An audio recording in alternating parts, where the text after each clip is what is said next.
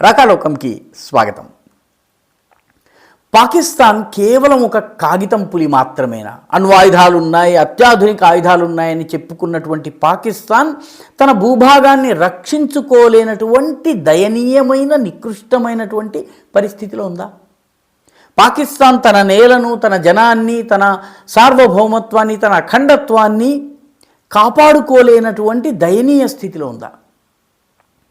ఎందుకంటే తాజాగా ఇరాన్కి చెందినటువంటి మిసైల్స్ దాదాపు 1200 కిలోమీటర్లు ప్రయాణం చేయగలిగే లక్ష్యాన్ని భేదించగలిగే మిసైళ్లను ఇరాన్ పాకిస్తాన్లోకి ప్రయోగించింది. దాదాపు 15 మిసైళ్లను ప్రయోగించింది.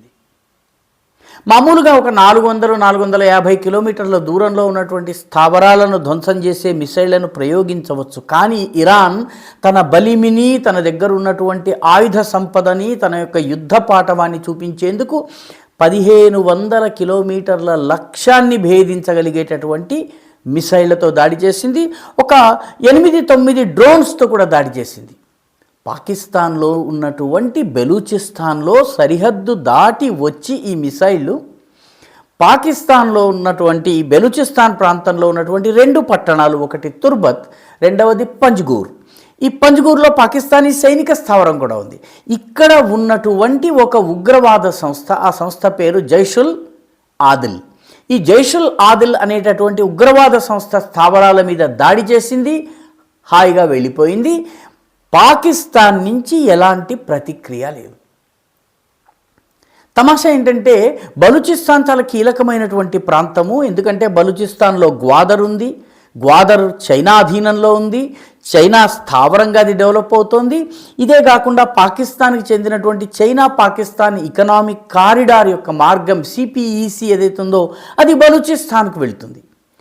ఇంత ప్రధానమైనది కాబట్టి అక్కడ మిసైళ్లను విధ్వంసం చేయగలిగేటువంటి యాంటీ మిసైల్ వెపన్ సిస్టమ్స్ని పాకిస్తాన్ మోహరించింది. 150-160 కిలోమీటర్ల దూరం లోపలికి వచ్చి తుర్బత్ దాదాపు 120 కిలోమీటర్లు ఉంది. అదేవిధంగా పంజ్గూర్ 150 కిలోమీటర్లు సరిహద్దు నుంచి లోపలికి ఉంది. వీటి మీద ఇరాన్ దాడి చేసి వెళితే ఈ anti missile weapon system activate కాలేదు. అంటే పాకిస్తాన్ దగ్గర ఉన్నటువంటి ఆయుధాలు, చైనీస్ ఆయుధాలు ఏవైతే ఉన్నాయో అయితే అవి పనిచేయటం లేదు, లేదా వాటిని యాక్టివ్ స్థితిలో ఉంచలేదు. ఇరాన్ నుంచి దాడి జరిగే అవకాశం ఉందని పాకిస్తాన్ పసిగట్టలేదు. కాబట్టి దీన్ని చూస్తే గమనించవలసినటువంటి విషయం ఏంటంటే ఈ నైరుతి బెలూచిస్తాన్లో జరిగిన దాడి పాకిస్తాన్ యొక్క వీక్నెస్ని ఎక్స్పోజ్ చేస్తుంది. ఎందుకంటే 2011 నుంచి 2024 వరకు ఇప్పటికీ వరకు 3 సార్లు పాకిస్తాన్ యొక్క గగనతలాన్ని వేరే దేశానికి చెందినటువంటి విమానాలు అతిక్రమించి వచ్చినాయి. పాకిస్తాన్లో 100 కిలోమీటర్లు ప్రయాణం చేసిన తరువాత ఎంచుకున్న టార్గెట్లపైన దాడి చేసి హాయిగా వెళ్ళిపోయినాయి. పాకిస్తాన్ నుంచి కనీసం ఒక తుపాకీ పేల్చడానికి, ఒక తూటా పేల్చేటటువంటి వ్యవస్థ లేదు. 2011లో American navy seals Osama bin లాదెన్ని అబోటాబాద్ కంటోన్మెంట్ పక్కనే ఉన్నటువంటి స్థావరంలో కాల్చి చంపి శవాన్ని హెలికాప్టర్లోకి ఎక్కించి ఆ హెలికాప్టర్ని తీసుకెళ్లి సముద్ర మధ్యంలో ఆ శవాన్ని జారవిడిచి వెళ్ళిపోయి ప్రకటించేదాకా పాకిస్తాన్ మాట్లాడలేదు. అయితే పాకిస్తాన్ తన గగనతలాన్ని అతిక్రమించేందుకు అమెరికాకు అనుమతి ఇచ్చింది, తన దేశంలో సైనిక చర్య చేసే అనుమతి ఇచ్చింది. అది బలహీనతకి చిహ్నము. లేదా పాకిస్తాన్కి అసలు అమెరికన్ సీల్స్, నేవీ సీల్స్ వచ్చి దాడి చేసి వెళ్ళిపోయింది కూడా తెలియలేదు. అబోటాబాద్ కంటోన్మెంట్కి ఒక 2 కిలోమీటర్ల దూరంలో ఉన్నటువంటి ఒసామా స్థావరం పైన దాడి జరిగింది కూడా తెలియలేదు. ఆ తర్వాత 2019లో పుల్వామా దాడి చేయించింది పాకిస్తాన్. దానికి ప్రతిగా భారతదేశం తన వైమానిక దళంతో ఎయిర్ బోర్న్ కమాండోస్ తోటి మనం వెళ్ళి పాక్ ఆక్రమిత కాశ్మీర్ని దాటి పాకిస్తాన్లోని పంజాబ్ రాష్ట్రంలో ఉన్నటువంటి బాలాకోట్ పైన దాడి చేశాం. బాలాకోట్లో ఉన్నటువంటి లష్కర్ ఉగ్రవాద శిబిరం పైన దాడి చేస్తే 300కు పైగా ఉగ్రవాదులు చనిపోయారని చెప్పి, టాప్ కమాండర్స్ కొందరు చనిపోయారని చెప్పి, హాఫెజ్ సయీద్కి చెందినటువంటి కొందరు వ్యక్తులు కూడా చనిపోయారని చెప్పి వార్తలు వచ్చినాయి.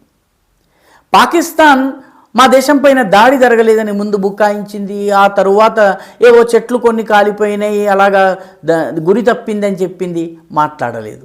ఆ తర్వాత భారతదేశం నుంచి ఒక బ్రహ్మోస్ మిస్ఫైర్ అయి వెళ్ళింది, పాకిస్తాన్లో విధ్వంసం సృష్టించింది. పాకిస్తాన్ కనీసము కేవలం అమ్మా అయ్యో అనడం తప్ప గట్టి ప్రొటెస్ట్ జారీ చేసేటటువంటి ధైర్యం చేయలేకపోయింది. ఇప్పుడు తాజాగా ఇరాన్ వచ్చింది. బలూచిస్తాన్లో 150-160 కిలోమీటర్ల లోపలికి వాటి డ్రోన్స్ వచ్చినాయి, మిసైల్స్ వచ్చినాయి, దాడి చేసినాయి, వెళ్ళినాయి. పాకిస్తాన్ యొక్క ఎయిర్ డిఫెన్స్ సిస్టమ్ పనిచేయలేదు. పాకిస్తాన్ మొదట్లో పుల్వామా దాడి తర్వాత జరిగిన బాలాకోట్ విషయంలో చేసినట్టుగానే దాడి జరిగినట్టుగా ముందు మాట్లాడలేదు. ఇరాన్ ప్రకటించిన తరువాత పాకిస్తాన్లోని ట్విట్టర్ సైన్యం మేల్కొంది, కానీ అసలు సైన్యం మేల్కొనలేదు. ఇది గమనించాల్సినటువంటి విషయం. అంటే పాకిస్తాన్ మిలిటరీ కేవలం కాగితం పులి. దాని దగ్గర ఉన్నటువంటి న్యూక్లియర్ వెపన్స్ ఉన్నాయని చెప్పి అది ఏదైతే గర్వంగా చెప్పుకుంటుందో ఆ రకమైనటువంటి డిఫెన్స్ సిస్టమ్స్ లేవు. యాంటీ మిసైల్ సిస్టమ్ ఏదైతే చైనా నుంచి తెచ్చుకున్నారో అది అన్ని చైనీస్ మాల్, ఏదైతే చైనీస్ వస్తువులు ఎలా పనిచేస్తాయో అలాగే తుస్సుమని అన్నారు. చైనీస్ మాల్ గురించి చెప్తారు, కామ్ కరేతో చాంద్ తక్ నహితో శామ్ తక్ అని. అంటే అది కనుక పనిచేస్తే చంద్రుడి దాకా వెళ్తుంది, లేకపోతే వాళ్ళ సాయంత్రం వరకు పనిచేసి పాడైపోతుంది. చైనీస్ వస్తువు గురించి చెప్తారు. పాకిస్తాన్లో ఉన్నటువంటి యాంటీ మిసైల్ డిఫెన్స్ సిస్టమ్స్ ఇలా పనిచేస్తున్నాయి. గమనించాల్సిన విషయం ఏంటంటే ఇరాన్ పైన ఇక్కడ ఇరాన్ బలూచిస్తాన్ సరిహద్దు ఏదైతే ఉందో చాలా ఆసక్తికరమైనటువంటి సరిహద్దు.